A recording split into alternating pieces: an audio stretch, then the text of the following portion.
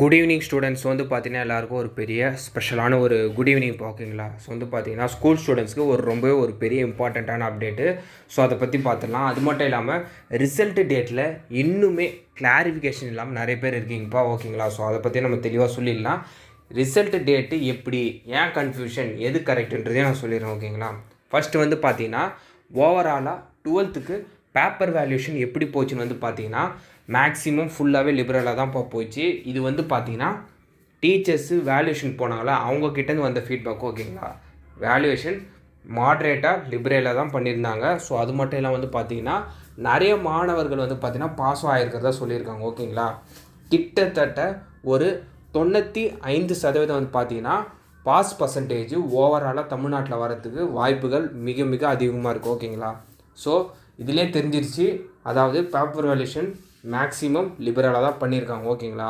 ரொம்ப ஸ்ட்ரிக்டாக மார்க்ஸ் எல்லாம் குறைச்சி போடுற மாதிரிலாம் எதுவுமே நடக்கலை ஓகேங்களா. மேபி ப்ரைவேட் ஸ்கூல்ஸில் ஒரு சில ஸ்டூடெண்ட்ஸ்க்கு டீச்சர்ஸ் சொல்லியிருக்கலாம், ஆனால் லிபரலான பேப்பர் கரெக்ஷன் தான் பண்ணியிருக்காங்க ஓகேங்களா. ஸோ பாசிங் பர்சன்டேஜும் இந்த வாட்டி நல்லாவே வரும். அது மட்டும் இல்லாமல் ரிசல்ட் டேட்டில் நிறைய பேர் குழப்பமாக இருக்கீங்க ஓகேங்களா. ரிசல்ட் டேட்டு உங்களுக்கு மே 9 தான். ஆனால் ஒரு 2 தினங்களுக்கு முன்னாடி வரும்னு சொல்லி இதுக்கு முன்னாடி விஷயம் சொல்லியிருந்தாங்க. அது ஏன்னு வந்து பார்த்தீங்கன்னா இந்த பேப்பர் வேல்யூஷன் சீக்கிரமாக முடிஞ்சு மார்க்ஸ் எல்லாம் சீக்கிரம் அப்லோட் பண்ணிட்டா ஒரு 2 தினங்களுக்கு முன்னாடி ரிசல்ட்டை ரிலீஸ் பண்ணிடலான்னு சொல்லியிருந்தாங்க. ஆனால் வந்து பார்த்தீங்கன்னா இப்போதைக்கு அந்த மாதிரி சேஞ்சஸ் எதுவும் பண்ணுறதா கிடையாது. டைரெக்டாக வந்து பார்த்தீங்கன்னா மே 9 தான் வந்து பார்த்தீங்கன்னா ரிசல்ட்டை பப்ளிஷ் பண்ணலான்னு வந்து பிளான் பண்ணியிருக்காங்க ஓகேங்களா. ஸோ ஸ்டூடெண்ட்ஸ் யாருமே வந்து பார்த்தீங்கன்னா கன்ஃபியூஸ் ஆகிக்காதீங்க. மே 9 தான் உங்களுக்கு ரிசல்ட்டு வந்து வெளியாகும் ஓகேங்களா. ஸோ அது மட்டும் இல்லாமல் வந்து பார்த்தீங்கன்னா நிறைய ஸ்டூடெண்ட்ஸ் வந்து பார்த்தீங்கன்னா நான் வந்து ஒரு சில சப்ஜெக்ட் சரியாக எழுதலை, பாஸ் ஆகிற அளவுக்கு தான் எழுதியிருக்கேன், எனக்கு பாஸ் போட்டுருவாங்களா நிறைய பேர் சொல்லியிருக்காங்க.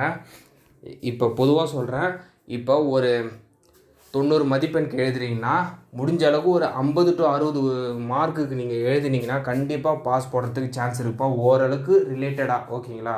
இல்லை நான் ஒரு 10 மார்க் 20 மார்க் தான் எழுதியிருக்கேன்னா உங்களுக்கு பாஸ் பண்ண வைக்கிறது கொஞ்சம் கஷ்டம் ஓகேங்களா. ஓரளவுக்கு நீங்கள் எழுதியிருந்தாலே கண்டிப்பாக உங்களுக்கு ரிசல்ட்டு நல்லா தான் வரும் ஓகேங்களா. இது வந்து நான் சும்மா உங்களுக்கு சும்மா ஒரு சப்போர்ட்டுக்கு சொல்கிறேன்னா நினைக்காதீங்க, இருக்கிற ஃபேக்ட்டு அதுதான் ஓகேங்களா. நீங்கள் எழுதுறதை விட கண்டிப்பாக ஒரு 5 to 10 மார்க் கூடுதலாக தான் உங்களுக்கு கண்டிப்பாக மார்க்ஸ் வரும். இதுதான் ஃபுல் அண்ட் ஃபுல் உண்மை ஓகேங்களா. ஸோ யாரும் வரி பண்ணிக்காதீங்க, ரிசல்ட்டுக்கு இன்னும் ஒரு 4 நாள் தான் இருக்குது. ஸோ ரிலாக்ஸாக இருங்க, ரிசல்ட்டு பாசிட்டிவாக தான் வரும் கண்டிப்பாக. இது உங்களுக்கு ஹையர் ஸ்டடீஸ் நல்லாவே உங்களுக்கு ஓப்பாக இருக்கும் ஓகேங்களா. ஸோ மறக்காமல் வந்து பார்த்தீங்கன்னா இந்த அப்டேட்டை உங்கள் ஃப்ரெண்ட்ஸு ஸ்டூடெண்ட்ஸ்க்கு ஷேர் பண்ணிடுங்க.